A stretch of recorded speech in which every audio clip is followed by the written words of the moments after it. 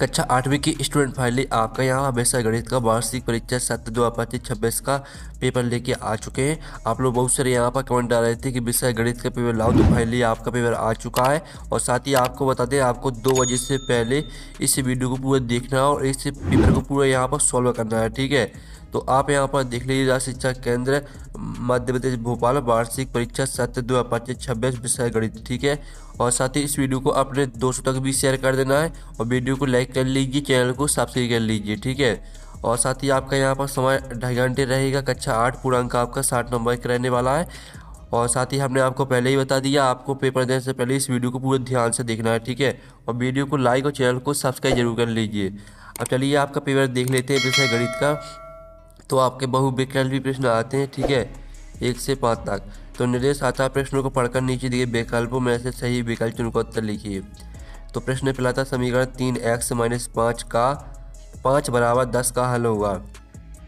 तो आपका समीकरण दिया गया 3x - 5 = 10। इसका हल आपको बताना है। तो आपका यह था 5, बी था 5, ठीक है, सी था 15 और डी था -5। तो आप यहाँ पर देख लीजिए, इसको आप हल करेंगे 3x - 5 = 10, ठीक है। इसको आपको हल करना है। जैसे ही आप इसको हल करेंगे तो आप यहाँ पर देख लीजिए, आपका 5 ठीक है, -5 है, आपको उस साइड जाएगा तो प्लस में हो जाएगा। तो 3x = 10 + 5, ठीक है। तो आपका यहाँ पर कितना हो जाएगा, x बराबर आपका हो जाएगा 15/3, ठीक है। जो आपका 3 है, 3 जो आपका यहाँ पर x के साथ जुड़ा है वो आपका गुणा में जुड़ा है। और जैसे ही आपका 3 इस साइड जाएगा तो वो आपका भागे में हो जाएगा, बटे में। तो 3 का भाग 15 में देंगे तो 5 आ जाएगा इसका राइट आंसर। फिर आपका यहाँ पर दूसरा देख लेते हैं, किस संख्या के 4 गुने में 10 जोड़ने पर 30 प्राप्त होता है, वह संख्या है। तो आपका यह था 5, बी था 10 और सी था आपका 20 और डी था 4। तो जो आपका प्रश्न दूसरा दिया गया, किस संख्या के 4 गुने में 10 जोड़ने पर 30 प्राप्त होता है, वह संख्या है। तो इसका आंसर आपका 5 हो जाएगा। फिर तीसरा आपका आता, एक समचतुर्भुज के विकर्ण परस्पर होते हैं। ए था बराबर, बी था लंब समद्विभाजक और सी था आपका असमान और डी था कोई नहीं। तो एक समचतुर्भुज के विकर्ण परस्पर होते हैं आपके बराबर, तो या लंब समद्विभाजक होते हैं या असमान होते हैं या कोई नहीं। तो इसका जो आपका आंसर रहेगा वो आपका यहाँ पर लंब समद्विभाजक हो जाएगा।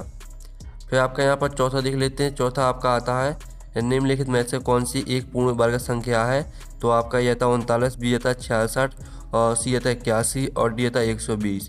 तो जो प्रश्न चौथा दिया गया, निम्नलिखित में से कौन सी एक पूर्ण वर्ग संख्या है, तो इसका आंसर आपका जो रहने वाला है वो आपका यहाँ पर इसका राइट आंसर हो जाएगा 81। फिर आपके यहाँ पर देख लेते हैं स्टूडेंट, प्रश्न 5 आता, मूलधन के साथ ब्याज पर लगने वाला ब्याज कहलाता है। तो आपका यह था बट्टा, बी था सरल ब्याज और सी था महाजनी बट्टा और डी था चक्रवृद्धि ब्याज। तो मूलधन के साथ ब्याज पर लगने वाला ब्याज कहलाता है। तो इसका आंसर आपका जो रहेगा वो आपका डी हो जाएगा, चक्रवृद्धि ब्याज। अब चलिए आपका यहाँ पर आता है, रिक्त स्थान की पूर्ति कीजिए। प्रश्न क्रमांक 6 से 10 तक आपके रिक्त स्थान आते हैं। जो आपके बहुविकल्पी प्रश्न दिए गए थे 1 से 5 तक, वो कंप्लीट हो जाते हैं। अब चलिए आपके रिक्त स्थान देख लेते हैं। निर्देश आता, रिक्त स्थानों की पूर्ति कीजिए। प्रत्येक प्रश्न के लिए 1 अंक आपका निर्धारित है। तो 6वां आता, ए का वितरण नियम, ए गुणे बी प्लस सी बराबर ए बी प्लस ... होता है। तो ए का वितरण नियम, ए गुणे बी प्लस सी बराबर ए बी प्लस ए सी, ठीक है, ए सी होता है।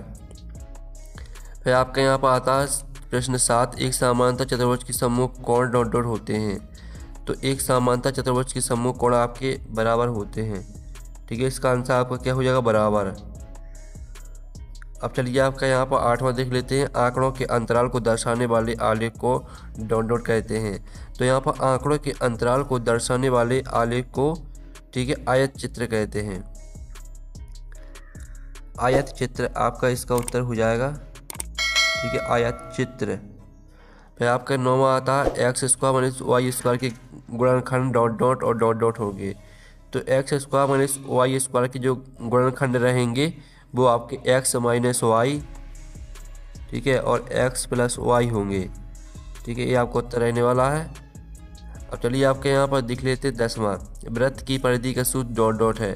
तो वृत्त की परिधि का सूत्र आपका 2πr है, ठीक है, 2πr। इस तरह से जो आपके रेगिस्तान है वो कंप्लीट हो जाते हैं, आपने ध्यान से देख लिए होंगे। अब चलिए आती लघुत्तरीय प्रश्न आते हैं 11 से 16 तक।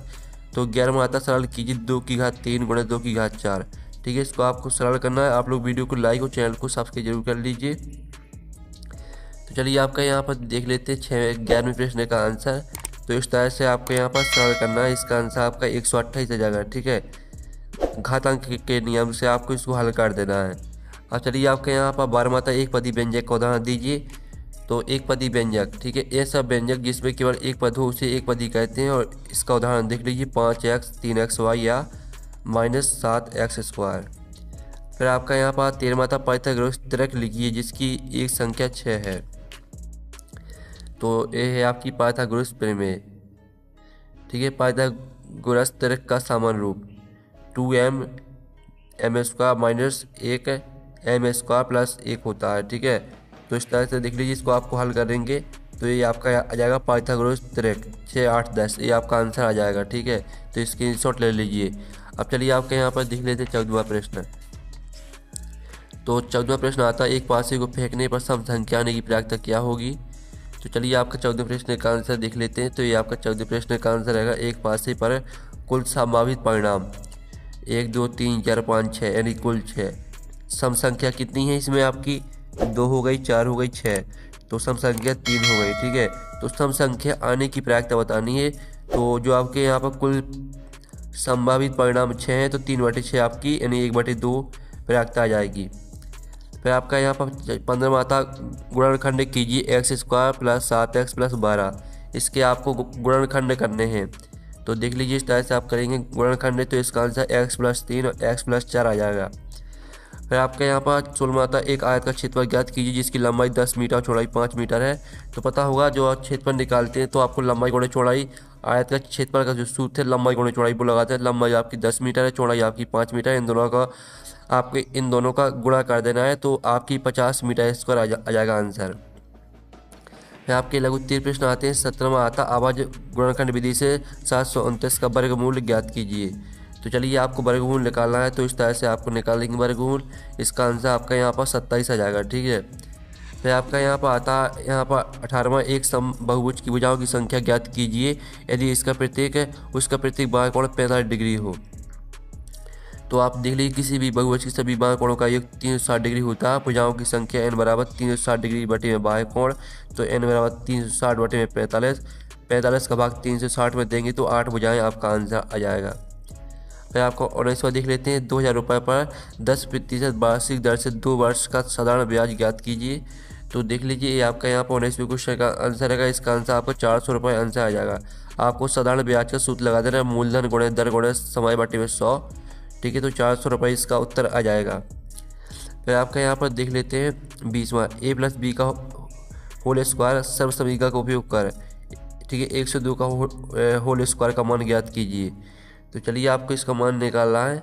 तो ये रहा आपका इसका उत्तर। ठीक है, 20वें क्वेश्चन का इस तरह से आपको हल करना है। इसका आंसर 10,404 रुपये 10,404 इसका उत्तर आ जाएगा। फिर 21वां आता है यदि एक पासे को एक बार फेंके तो परिणाम 2 प्राप्त ठीक है 2 प्राप्त करने की प्रायिकता क्या होगी। तो आप यहाँ पर देख लीजिए कुल परिणाम आपके 6 होते हैं। आपको पता होगा जो आपका यहाँ पर वो होता है गोटा जिसमें आपके, ठीक है, 6 एक होता है, 2 अंक होते, 3 अंक होते, 4 5 6 होते, 6 तक होता है। ठीक है, तो परिणाम 2 आने की प्रायिकता संख्या 1 है, यानी जो आपकी 2 है उसमें एक बार लिखा रहता है, तो 1/6 आपकी प्रायिकता हो जाएगी। फिर आपका 22वां आता है यदि चमेली के पास 600 रुपये बचे तो जो उसके कुल धन का 25% है तो उसके पास शुरू में कितने पैसे थे। तो शुरू में कितने पैसे थे आपको बताना है। माना शुरू में कुल धन x था, ठीक है, कुल धन का 25% बराबर 600, तो 25/100 गुणे x बराबर 600। तो इसको आप हल करेंगे तो आपका 2400 रुपये आंसर आ जाएगा। ठीक है, स्क्रीनशॉट आपको लेते चल रहा है। अब चलिए आपका यहाँ पर 23वां देख लेते हैं व्यंजक को सरल कीजिए। इस वाले व्यंजक को आपको सरल करना है। तो चलिए आप 23वें क्वेश्चन का आंसर देख लीजिए। इस तरह से आपको सरल करना है, आप इसका स्क्रीनशॉट ले लीजिए।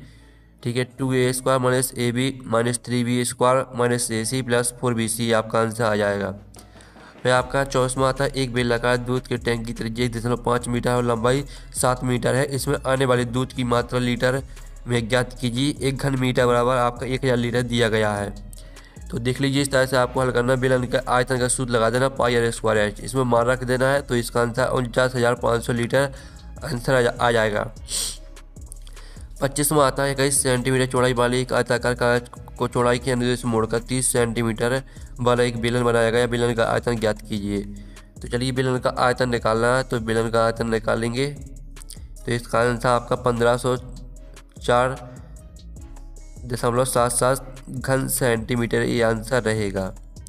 फिर आपका 26वां आता है संख्या 3, 3, 7, 5 का अभाज्य गुणनखंड विधि से घनमूल ज्ञात कीजिए। तो आपको घनमूल निकालना है। इसका घनमूल आपका 15 निकल के आ जाएगा। ठीक है, इस तरह से आपको हल करना है। स्क्रीनशॉट ले लीजिए। तो जो आपका गणित का पेपर है वो कंप्लीट हो जाता है। आप लोग वीडियो को लाइक कर लीजिए, चैनल को सब्सक्राइब कर लीजिए, साथ ही इस वीडियो को अपने दोस्तों तक शेयर कर दीजिए। हम नेक्स्ट वीडियो मिलते हैं। Thanks for watching.